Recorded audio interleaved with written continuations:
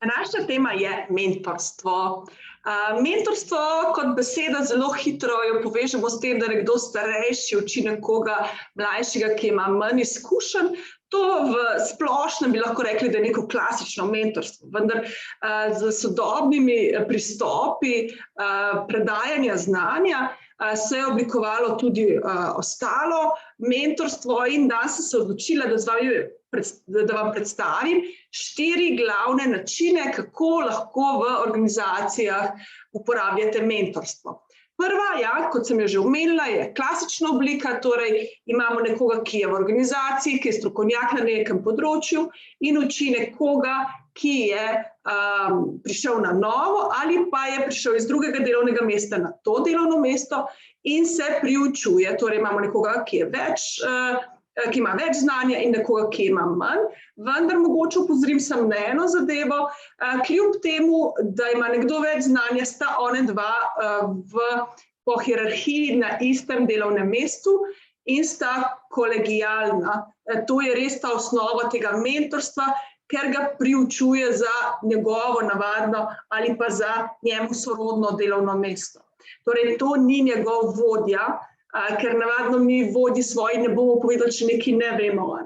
Medtem ko mentorju pa moramo zaupati, da nas bo vodil tudi v situacijah, ko mogoče ne bomo vedeli, kaj in kako, da vemo, da se lahko na njega obrnemo. V zadnjem času, ko je bilo zelo veliko obremenitev glede dela, se je razvila še ena oblika mentorstva in to je tako imenovano skupinsko mentorstvo. Skupinsko mentorstvo se je razvilo iz naslova, da enostavno nismo imeli časa, da bi novo osebo uvajali, zato smo jo sprejeli v ekipo in smo rekli, tukaj smo vsi ti na razpolago in ko se znajdeš v težavi, ko ne veš, kaj bi, lahko vprašaš kogarkoli želiš, s komorkoli si v bistvu najbližje, ti je najbližje ali pa imaš občutek, da bi ti strokovno lahko najbolj pomagal. In od vsakega od nas vzemi najboljše. To je en zelo dober primer, ko se ljudje, ki so že v organizaciji in opravljajo svoje delo, ne čutijo obremenjene časovno ali pa tudi drugače, da morajo nekoga drugega voditi. In tudi ta, ki pride v organizacijo, nima občutka, da se mora pa zdaj za svojim mentorjem zelo dobro razumeti. Ker če se pa mogoče z tem ne razume najbolje, pa lahko naslednjič vpraša nekoga drugega. In se je izkazalo, še posebej v mogoče malo višje izobraženih delovnih okoljih, da je bilo to zelo, zelo dobro. Potem imamo tretje mentorstvo, peer-to-peer mentorstvo. To pa se uporablja v okoliščinah, ko imate recimo neko skupino ljudi, ki jih morate naučiti nekaj novega. Recimo tukaj lahko gledate, to so mladi, ki prihajajo v organizacije in imajo mogoče malo drugačne vrednote, kot bi jih imel nek mentor, ki je mogoče že dlje časa v organizaciji, mogoče za ene druge generacije in drugače gleda na recimo izzive v delovnem okolju. V takem primeru mi pogledamo v tej skupini, kdo je tisti, ki je najboljši, ki najbolj sledi, ki najbolj razume, naučimo vse to osebo in potem ta oseba uči vse okrog sebe.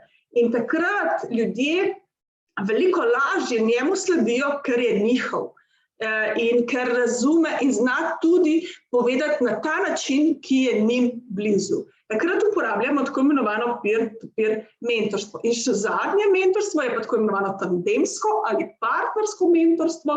To pa se uporablja med že zaposlenimi, zato da lahko recimo nekdo, ki želi iti na dopust, prepusti svoje nujne naloge, v primeru, da se bojo pojavile svojemu sodelavcu, da lahko on takrat to podela. Ali pa recimo, če gre na bolniško. Marsikdo najbrž ve, da se mu zgodi, da je na bolniški, da je na dopustu in mu ves čas zvoni telefon. Izjemno neprijetna situacija. Zato smo se dogovorili v mnogo organizacijah, da imajo zdaj tandemsko mentorstvo, torej 2 sodelavca se dogovorita in se poučita o bistvenih stvareh njegovega delovnega mesta in tako se lahko pri pomembnih stvareh pokrivata. Evo, pregledali smo vse 4 glavne načine mentorstva, torej klasično obliko, skupinsko obliko, peer-to-peer obliko in pa tandemsko obliko.